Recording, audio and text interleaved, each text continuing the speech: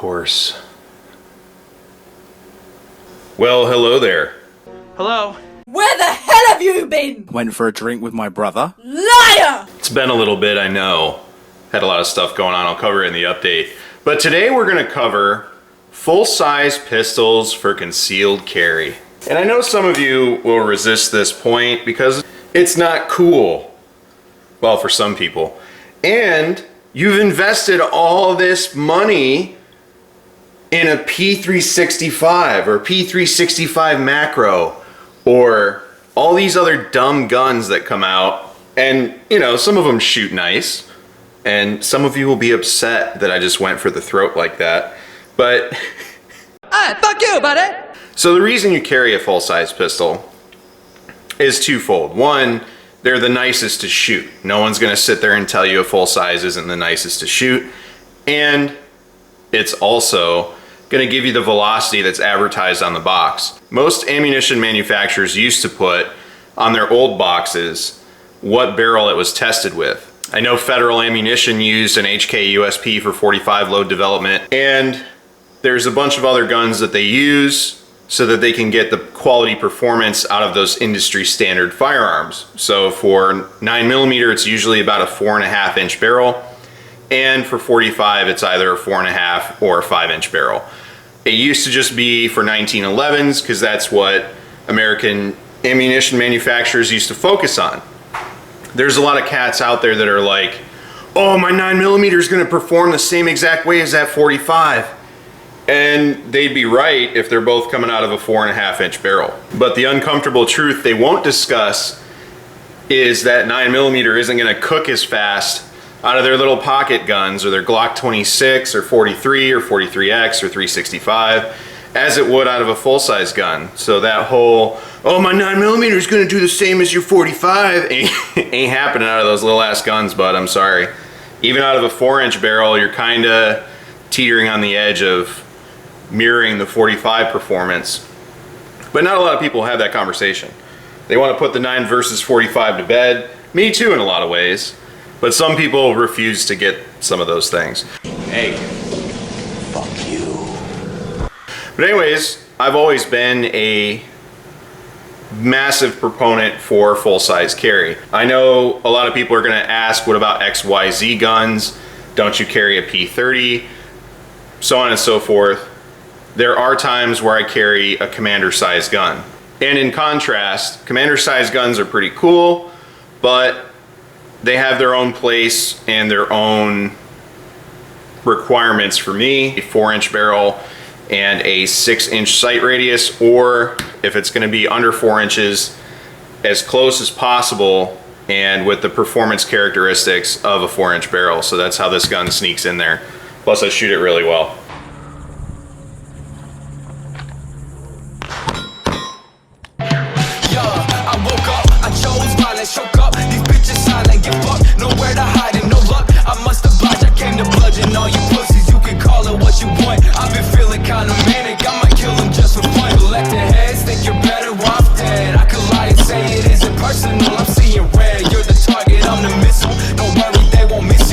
But we're not talking about commanders today. Fuck. We're talking about full-size pistols. Now there's obviously two ways to go about this. There's polymer frame and metal frame. First, we'll talk about polymer frame. Polymer frame is gonna be almost everybody's go-to. It's lighter, and there's a lot of good options with polymer frame guns. Obviously, I'm a big Glock and HK guy, more HK than Glock. I'm about to have 17 HKs again, maybe 18 by the end of the year. Gonna cook my way back up to that magical 20 number. Anyhow, HKs are great guns. They're very effective and they last. You can beat the hell out of them. They keep trucking and they've always gone bang for me. I've never had a problem with an HK. Glocks, same thing. More often than not, you're gonna have a reliable Glock. I know the Gen 4s had a lot of teething issues and the Gen 3 19s didn't like having a light on them. But by and large, if you get a Glock pistol, it's gonna do the things you need it to do, which is what's important. But the 17s have always been solid. You're not really running into the same issues across generations that you did with the 19s. You can always put a light on a 17. You can always do XYZ with a 17. It's their flagship pistol for a reason. So the polymer frame pistol route is always going to be what people gravitate towards because it's comfy, it balances weight with performance, and you're really not going to find anyone that's going to complain about how these guns shoot. Maybe the triggers for the P30, but outside of that, really not going to have any problems. And as some of you know, I used to carry this HK USP 45 daily. So when I was young and dumb, this is my concealed carry pistol. So benefits of the full size, other than what I've already stated with velocity, and quite frankly, the shootability, sight radius, and all that good stuff, is you're getting your hand all the way on the grip when you're drawing it. And honestly, we're not talking about a gun that's too big here. This is slightly larger than a 19 by that much. And if you don't carry with a light on it, you're just carrying the gun as is, then you're gonna have no issues with the extra length that this light provides. Although you won't really have a standoff device, but really you're not talking about a much larger or a much heavier gun, especially when talking about a 17.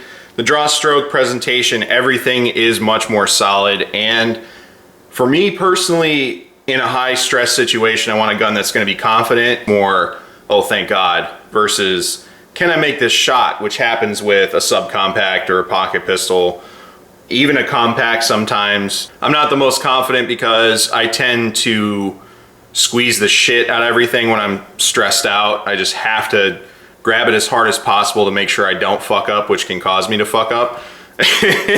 So I just squeeze everything as hard as possible.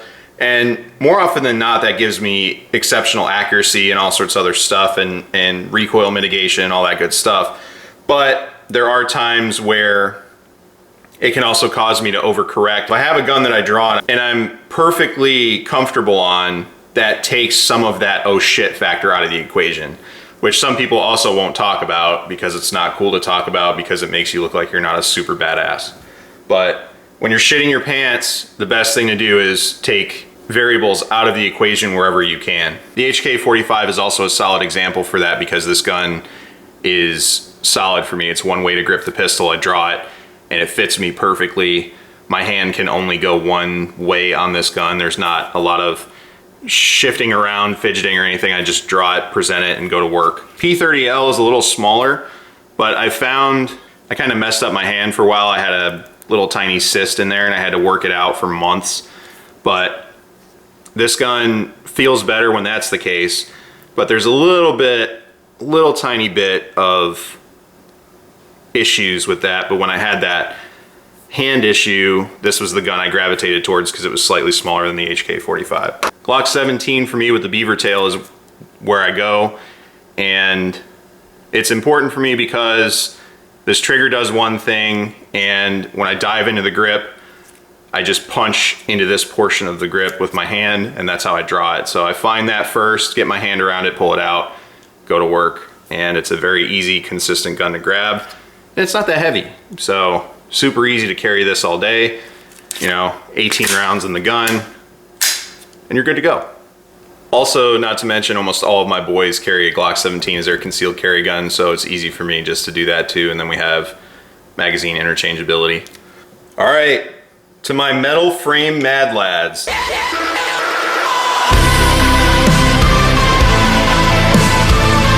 The guys that absolutely have to concealed carry both a full-size pistol and a metal frame pistol. I know this is gonna be the path of most resistance, both for the guy carrying it and the people watching this, because nobody thinks metal frame double action guns are cool anymore, except the people that do, I guess.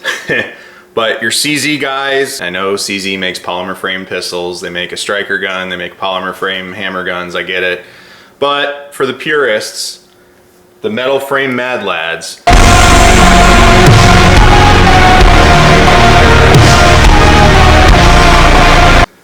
this is a solid option. You also have a gun that you can get on, drive into, draw out, and it's good to go. This gun presents very easily for me, and this is my favorite 9mm out of everything I have, which is painful for me to say because the HK P30L is right on its coattails, and the P30L is a much better concealed carry pistol if you want a full size because of how light it is, but it also shoots just as smooth as the P226 in a lot of ways, although the P226 has the extra metal weight added to keep it flatter.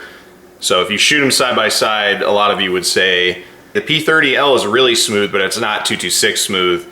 You'd be in the ballpark there. You're not wrong, because this will shoot circles around a P30L as far as tracking flat, so long as you do what you're supposed to do. But this gun is remarkably easy to keep flat and track flat. It's just you feel a touch more recoil impulse because of the gun being lighter. Although it's much smoother, leaps and bounds smoother than the standard P30, which is not a harsh shooter either because of that hybrid buffer. But back to the metal frame Mad Lads. But surely you may say, these guns have never been carried. There's no way you would carry a full-size P226.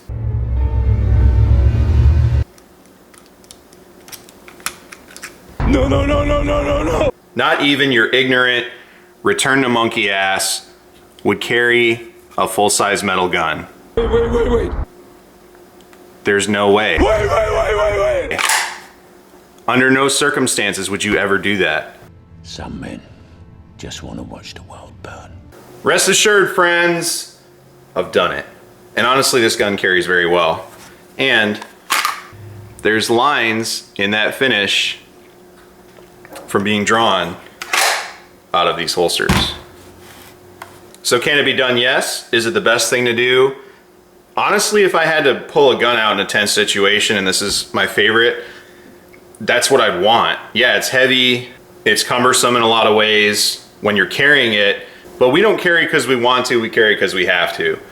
And if I'm in a tense situation, pulling a full-size 226 that I'm very comfortable behind, that's my favorite gun to shoot out of everything I have in 9mm, it is heavy, but again, it's 18 rounds on tap and one in the chamber to make 19.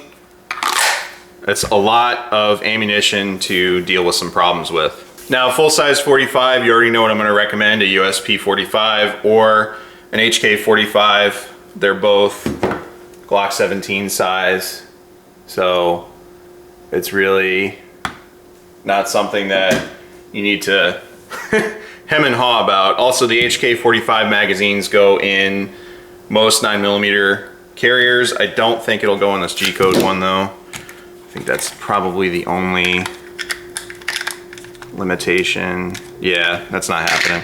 But save the form-fitted magazine carriers, the HK 45 magazine will go in almost everything that I have for magazine carriers. It's just, you know, obviously if you have something form-fitted for a P30, it's not gonna fit. But if you have mag carriers for a G17, then a HK 45 mag will go right in there. Damn near the exact same. I don't have any metal framed 45s to show you. Honestly, it's gonna be a 227 or a quality 1911 like a Dan Wesson and up. So a Dan Wesson Specialist all the way through Wilson Combat Nighthawk. But outside of that, I'm not gonna recommend a 1911 really. When the HK 45 exists, you really have to nail down a good running 1911 and the 10 round mags and. So it becomes a very specific mission that you're going on, and these things are $800 to $1,000, where 1911's $1,800 to $3,000, $3,800, something like that.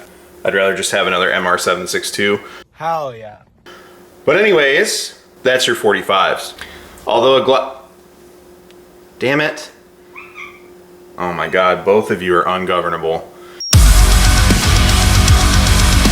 Although a Glock 21 also, before I forget, will get it done. So let me get Princess off the table here. Struggling through this video has been a challenge this morning. Yeesh. And you're coming right back over, of course. Anyways, full-size carry isn't for everyone, but if you can do it, I highly recommend you do it, because if you get into a stressful situation, then you're gonna have a much more effective tool to deal with the problem. Your advertised velocities on your ammunition are gonna be close to, if not identical to, what performance you need to handle a threat, especially since pistol rounds are trash. Everyone would prefer to have a rifle, and everyone with a rifle would prefer to have a crew serve. And everyone with a crew serve would rather have an A10 Warthog strafe run.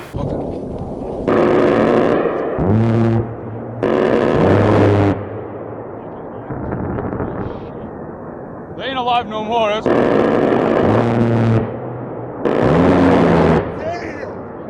Holy shit! The more effective you can be with a full-size pistol in a tense situation or a life or death situation is what we're geared towards. I know a lot of guys are gonna say, hey, I can't afford to carry a full-size pistol because of how I dress or how I have to dress. Understand, but when you are in your own element, you control what you're doing, you control the gear that you have and all that other stuff, then I strongly recommend starting to migrate towards carrying a full-size pistol. Yes, a 48X is comfortable. Yes, a 48X is comfortable. Yes, a 43X is even more comfortable. And there's all sorts of other stuff people will bring up to me. And yes, this gun is gonna be more comfortable to carry than a 17, just because you have less poking into you. But I've carried the 17 just fine, and I'm 5'8", so I can do it, you can probably do it. There's a lot of guys out there that do it all the time. And for the longest time, I thought my boy carried a 19 until we started drinking and he took his gun off because he didn't want to have it on him while he was drunk. Responsible. But he set it down and it was a 17. And I said, holy fuck, you're carrying a 17? He's like, yeah, aren't you? So in a situation where you're already behind the gun and you're responding to something that's been thrust upon you, the last thing you want to do is be fiddling with a draw, having a gun that you pull out and you say, oh shit, I would rather not have to do anything with this. And you know your bullet's gonna do at least what it's advertised to do. And those FBI gel tests are not with short barrel guns. Hey, fuck you, buddy! So definitely at least carry a compact as far as I'm concerned. But the reason I carry the full size is I want that performance, I want quality of life in the draw, presentation, and sight radius. And I also want a nice smooth shooting experience, quite frankly. Eliminate as many variables as possible. If you can carry a full size, I highly recommend you do, or at least something as close to a full size as possible. Again, you won't catch me carrying a subcompact. I did it for a little bit, it was cute, it was a nice fad, but honestly, this is much more confidence inspiring or a larger pistol. Definitely give it a shot. If it's not for you, it's not for you, I get it. And I know every situation doesn't allow you to do it, but if you get caught in a bad situation, the best gun you can bring to the fight is what's important. Sorry I've been very distracted in this video. These cats are ungovernable today, case in point. So hopefully this video finds you well. Hopefully if you were in the hurricane impact zone, you made it through okay. I can't really complain. Where I was, it looked like it was gonna hit and then it didn't, so I was very lucky. Other people in Florida had it way worse than I did, and people south of me had it worse still, so thoughts and prayers to them and their families. If I've already been in contact with the people I know, if you've been impacted, go ahead and let me know. I will. If there's resources that become available, I haven't seen anything that I've been able to authenticate. So if there's anything that's gonna actually aid anybody, whether it's local churches to that area or something like that, that I know the money will go to actually helping people, then I'll post those links for the next few videos. Thanks for watching. Take care out there. Just for everyone's situational awareness, this isn't mine. My buddy's changing duty stations and he's not going to be able to have firearms with him, so he left this and a few other guns with me. Not anybody's business. And he said I could shoot it, but he hasn't fired the first round on it yet. And the gun is immaculate. I think if anything, this has inspired me to maybe get a 19X, but it would just be one. So those that are always in the comments telling me to get a 45 or a Glock 19X, it might happen. Although I definitely need Trijicon HDs on that. This is my main squeeze for a Glock, and I'm gonna downsize specifically to just Glock 17s, and they're all gonna have Trijicon HDs and an Overwatch FALX or FALX, whatever. fall, however the fuck you pronounce it. I'm gonna have those triggers. So that's what I'm going for. I might have one MOS with an MPS on it for night vision stuff, and I may get one of these just to play around with. But honestly, this is what I prefer. It shoots smoother anyway. But these guns don't shoot poorly. And I'm between having one of these or 19 for one of my friends that comes up that's always got one. So, and honestly, it'd be a buddy handout gun. It'd be a, hey, while you're in my area, here's your carry gun. Right now, that's what this is.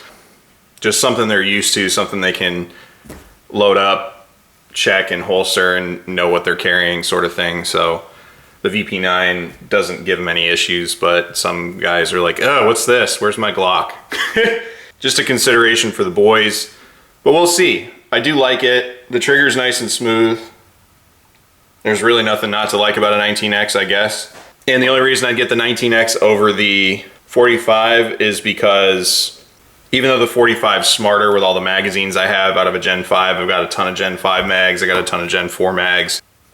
The reason that I'd prefer the 19X over the 45 is I don't have anything with the maritime spring cups, and that's obviously something I can just put in the gun. But this has the maritime parts in it and all that other good shit. I also really wish I got this or the M9A3 over the dog shit M18s. Oh my God, those are trash. Absolute garbage guns. They break all of the time. All the time. But that's another video for another time. I'm gonna get an M9A3, probably one of these, and have a talk about how bad the M17 and M18 program is. But that's another video for another time. I'll see y'all around. Take care.